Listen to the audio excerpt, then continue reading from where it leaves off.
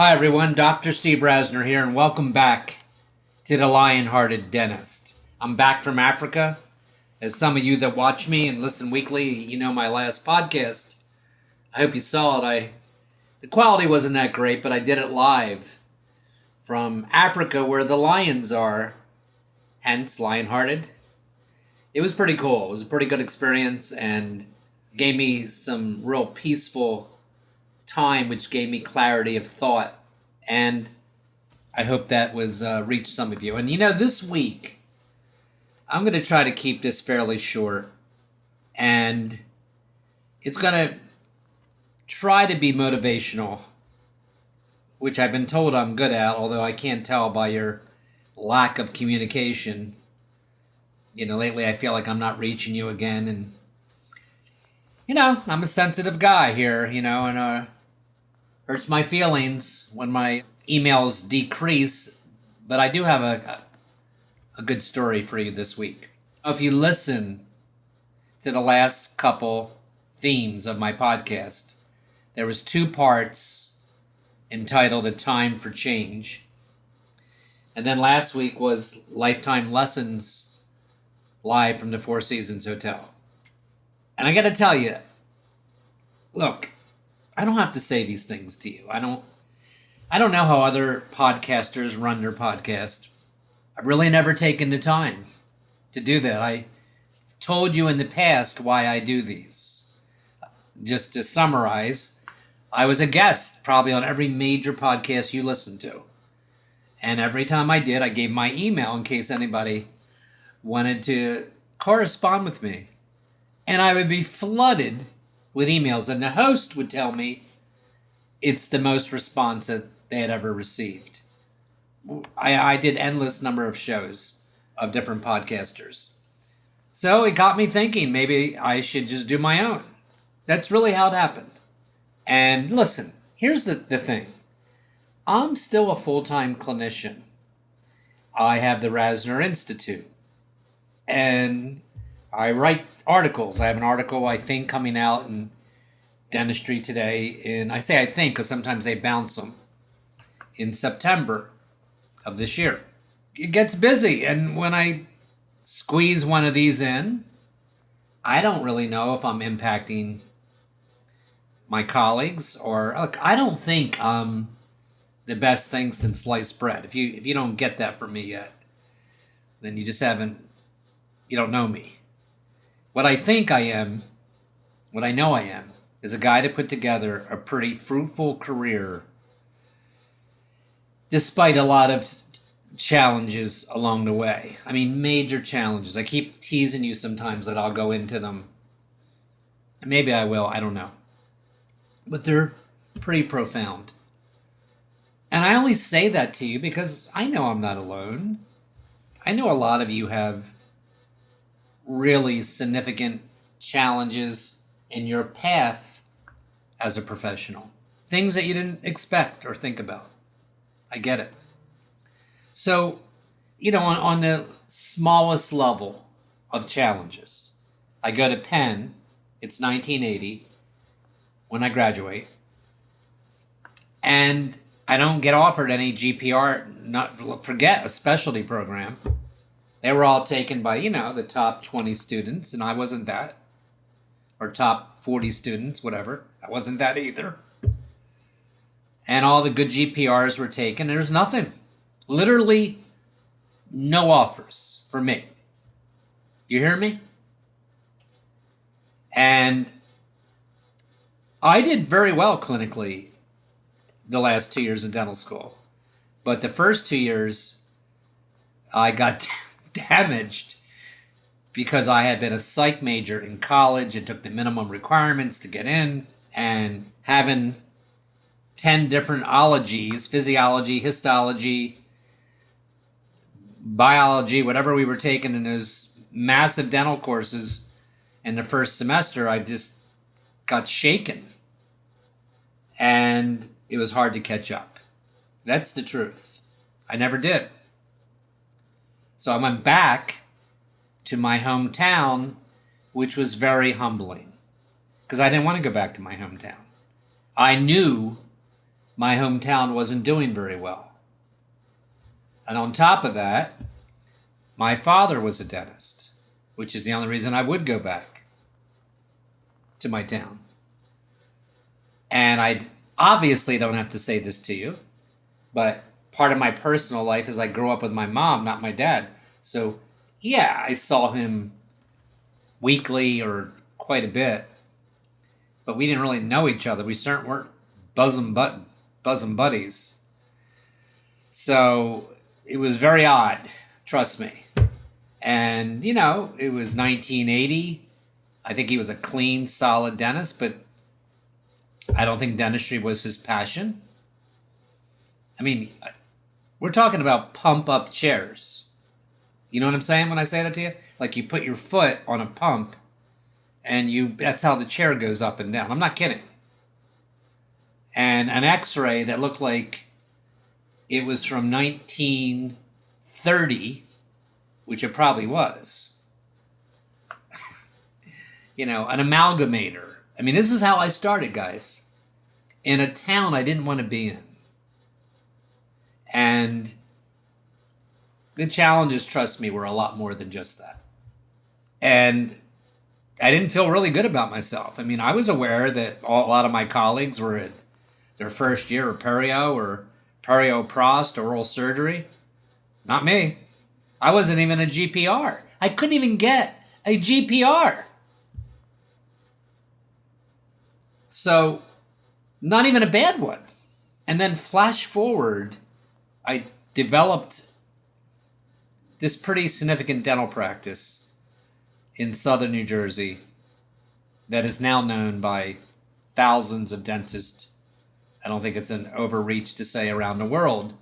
When I say that to you, what I mean is a upscale dental practice that we've been over before, a fee-for-service practice.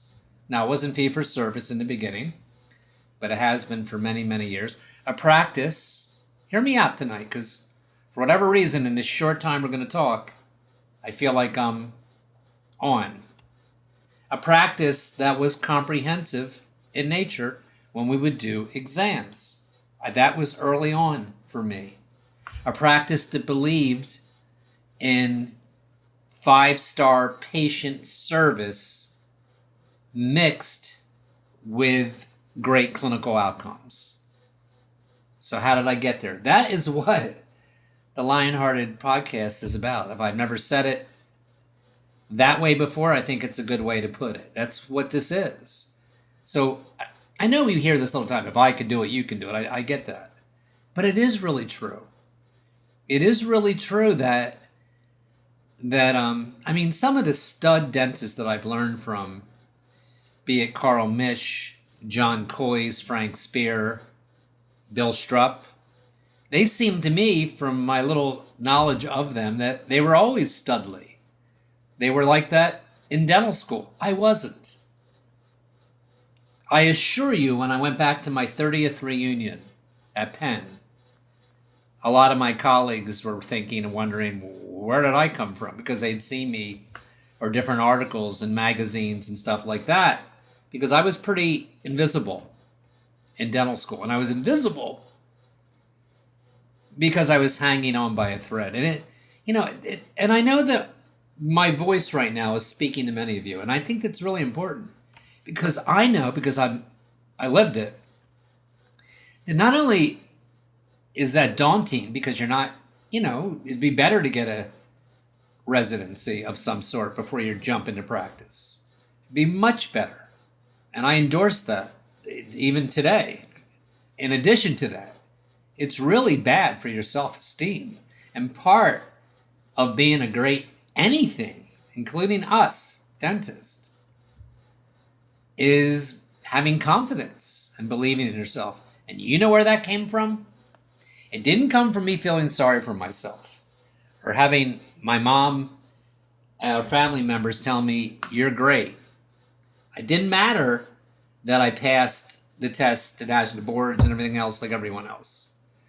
I knew the reality of where I was at. I was at my hometown. It wasn't like I went back to Atlanta, Georgia, Chicago, Beverly Hills, New York City, or I don't know, even a really cool suburb of any of those cities. I went back to a place that was on the downside, and it truly was. You know, the year that I opened up my practice, or went there, excuse me, because I joined my dad, the largest employer who employed about 16% of the town folded. And they had been there for 30 years. That is what the town was. It was a glass factory. And you can imagine there was a domino effect of multiple other businesses failing when that one closed. So I think it's important sometimes when I speak to you to do what I just did, to reach back and let you know that's where this is all coming from. And I know I keep alluding to it, but there was a number of other setbacks, and including, I'll give you one, which wasn't even a top one: lung cancer, life-threatening lung cancer. I have no reason to be melodramatic about anything I say to you. I think you could tell that's not my personality or style, but it was. They said I think it was a 16% chance of living 2 years. So, you have to treat that. You treat it with surgery. It was lung cancer, stage 3, and chemo and things like that. But that was actually later in life. But I'm just saying, I know because of my life that lots of you have obstacles. Maybe you chose the wrong, I don't know, associateship. Right now, you even know that. And it feels hopeless. And you don't get to do cool procedures, and money's tight. Money was tight for me. It was in the beginning, before I opened my own practice. So even though I wasn't going to do a motivational thing about, are you ready to change this week? I'll tell you why it's going to happen. Because honestly, I was about to give up for a while. I don't know if you can do that when you podcast. I don't know if you can stop for a few months. I probably wouldn't be a good idea if you're trying to establish a following. But I was feeling like nobody's listening to me. What am I doing? And I get an email from one of you, from a really cool guy who I've never met, not yet, who just was so brutally honest. He basically said he's tired of his present journey and was about to give up dentistry, which a lot of our colleagues do, And he admitted that he had not given it anything anywhere close to his all to be better. And he actually reached out to me and asked me to help him, which I'm going to do. And I would do that for you too. I don't know. I never had a stampede of people asking me that. At least it doesn't feel that way. And you have to, like anything in life, you have to want to change to change. That's where it starts. Right? So let's talk about it for a few minutes tonight, okay? Let's talk about let's look at the downside of not doing anything. Just you're somewhere in an associateship, or maybe you bought a practice and you made a mistake.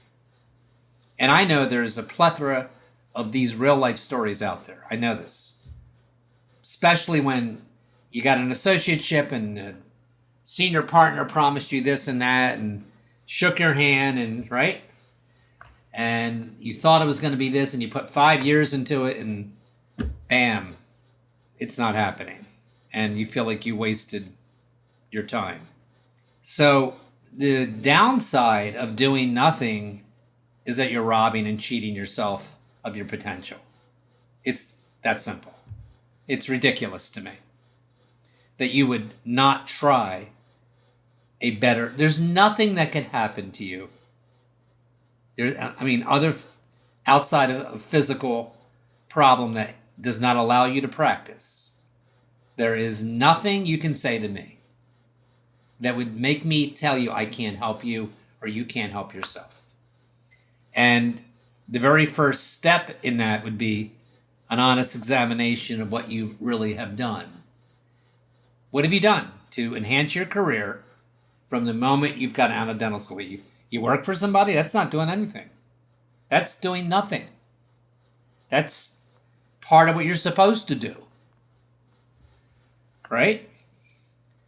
So the downside is, remember, you're hurting yourself. You're hurting this guy that wrote to me this week. Admitted, I have so much respect for him that it not only affected his self, it affected his relationships. How could it not? You put 8 years minimal into becoming a DMD. That's what you did. 4 years of college, 4 years of dental school. And you think that's it. I mean, that's enough. And the answer clearly, if you listen to me, it's not even remotely enough. So what's the upside? What is the upside? The upside is that we chose a profession where you can actually work 3 to 4 days a week doing an amazing variety of challenging services, making a great income, changing patients' lives, and feeling great about yourself. Not working evenings, not working weekends, being lauded and appreciated and respected by your community. Let me give you some statistics from a lecture I gave 2 years ago. I was given a presentation to a whole room full of periodontists. And in that presentation, I and they weren't feeling that this particular group, like us, sometimes they feel very challenged. A lot of them feel challenged because a lot of GPs provide services that used to be exclusive to periodontists and oral surgeons, for that matter. And there was a CBS study done about, I don't know how many years ago, and it was called the $1 million mistake becoming a doctor. The $1 million mistake, the education involved. And they were given examples of the least satisfied physicians were internal medicine physicians. Primary care. I mean, that's who likes it the least. They see at least 2 patients per hour. They spend 23% of their time on paperwork. They work an average of 54 hours a week. Do any of you do that? I don't. They earn $185,000 annually. 20% of them, 1 out of 5, have seen a decrease in their pay in the last 5 years. 19% of them would not choose the same specialty, and 30% would not choose medicine if they had it to do over. That's becoming a physician, which is way, way more demanding to get to the end point than becoming a dentist. And I'm sorry, it happens to be true. So, am I chirping BS to you right now that we have one of the great... Here's why it's great. I'm a personal example of completely changing my skill set because in our industry, if you are a primary care physician, I'm pretty sure you can't start doing plastic surgery or psychiatry. You have to go back and do 3 years or whatever it is years to be able to provide that kind of care. It's not true with us. CE has become so sophisticated, and it wasn't, by the way, in 1980. It was just becoming a thing. CE. But in our profession, you can be a GP and be magnificent at endo. I personally know at least 2 guys that really seem they're as good as an endodontist to me. I know it's true for ortho, and I also know it's true just about for every specialty. You don't even have to go back to school for 3 years. You don't have to do that because of the profession you and I chose. And even if you became a semi super GP, which is what they call GPs with a lot of skill, and just did really good GP work, you could work 3 to 4 days a week, enjoy a life where you get to know your family, your children, and do stuff with them. Are you going to be worth 20 million when you're 50? No. You don't need to be worth 20 million. I only say that because we all have friends that we met in college. I don't know, that one guy that started a startup company and bam, right? We all know people like that. I know people like that. But isn't part of it, is it just me? Or isn't part of the goal and part of the fulfillment that you have this great reputation? You know, does it require a lot of work? Absolutely non-stop mentoring by you to your team. It does. It does require that. So, yeah, the very first step to changing, like the doctor who wrote to me this week, is to examine where you were at. Are you better than you were a year ago, clinically? Are you? And if you're not, that's where you have to start. Let me tell you something that you may not know. I know a lot of the newer dentists are doing a lot of courses online. I've done both. It is much more impactful and passionate fulfillment to go live and be with people who are like-minded. By the way, before I forget, I am going to plug my course. On October the 15th and 14th of this year, October, I have 2 super speakers that are going to come to my institute in Vineland, New Jersey, and they are Rick Miron. Look them up. Rick, Miron, and Ehab Musa, Moussa. Google them. They're on Instagram. They're superstars. It is so cool for me in a dinky little town that I'm in. I'm sorry, it is dinky. You have to fly to Philly if you're from out, and it's a 45-minute drive from the airport, 50 minutes. And really nice. I do everything like first class when I give a course. You'll feel that. Not to mention the speakers are razor hot if you do any type of surgery or if you're involved in implants. Like, what's the latest thing to use, where, and when? So that's my plug. Go to the Rasner Institute and look it up. But you have to be honest and this is how you start. You take a snapshot mentally for the next 30 days of your practice. What is your clinical care like, for real? Just in your own head. Are you proud of it? Are your patients happy? Okay? I had a patient come in this week. It is the first time this has happened in at least a year. And he needed a conventional maxillary denture. And when I met him, he had a broken implant from another office and a very shallow palate. He was 81 and he was in cancer treatment. My hands were tied. There's just not much I could do. I thought I could help him. So I'll tell you what I did. I removed the broken implant. He had no vestibule. So I did a vestibuloplasty. And this is like this really nice older gentleman. And I found out this week he was very unhappy. I did his lower, which he was fine with. He was very, it wasn't a lower denture. And he was very unpleased. And I was brokenhearted. That's how rare that is for me. But it happened. I gave him his money back on his vestibular, on the whole denture. And I went back for days at night, and I thought, what did I do wrong? That's what I mean by a snapshot.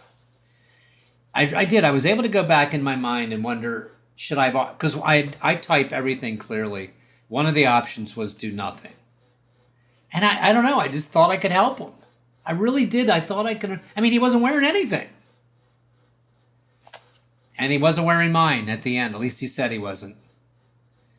And so, I mean, that doesn't happen very often in my life. But if it does, if you constantly have crowns coming out, you constantly, I mean, if you're honest, you can tell is your clinical, open contacts. You know what I'm talking about. So take a snapshot of that. How about your team?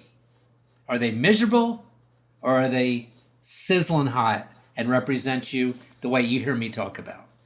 How about your venue? Is it beat up? Could you afford to just make it a little bit nicer, clean, fresh? Or you just haven't looked at it? This is how I used to think. Are you better this week than you were last week? Overall, as a practice. Honest answer.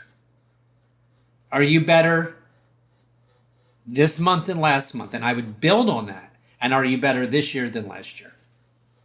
Maybe it's as simple, clinically speaking, as starting to use a rubber dam on at least your endodontic procedures, or an apex locator and not rely on an x-ray, which is not as accurate as an apex locator, or beginning to use our articulator, or just signing up for a course. Have you done that to become better?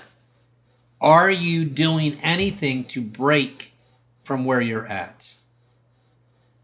Every time I talk to you guys, I feel like I want to keep going, but I know you've got other things to do. I'm going to leave you with one thing that I want you to think about, and that is this. You don't have to be the greatest clinician that ever lived on Instagram or Facebook. Hear me? You just have to be the best version of yourself from a lifetime commitment to education. I don't want you to give a rat's ass, about what you see on Instagram. It makes me sick, quite honestly. It does. I wish I wasn't on there. I'm not even popular on Instagram, by the way. I guess it's a fodder for another podcast. But I know, I'm saying this to you in particular, because I know some of you look there and you feel even more distant from the goal of what you want to be, because you feel you're so far behind. Because even I get that feeling from some of these posts. And to me, it's absurd. It is. The whole platform is absurd. Instagram. I mean it. If you're pretty as a man or woman and you post something, you're going to get a lot of likes. I don't even know what the point of it is. I also do know that isn't the point of my podcast. The only reason I'm bringing this up is don't worry about comparing yourself to anybody but you. Are you better than you were? And are you improving every week, every month, and every year? If you're doing that, then you're doing the right thing. I'll see you next week on the Lionhearted. Keep fighting, man. This is worth fighting for. Write to me. Dr. Rasner at AOL. Dr. Rasner at AOL.com. Thanks.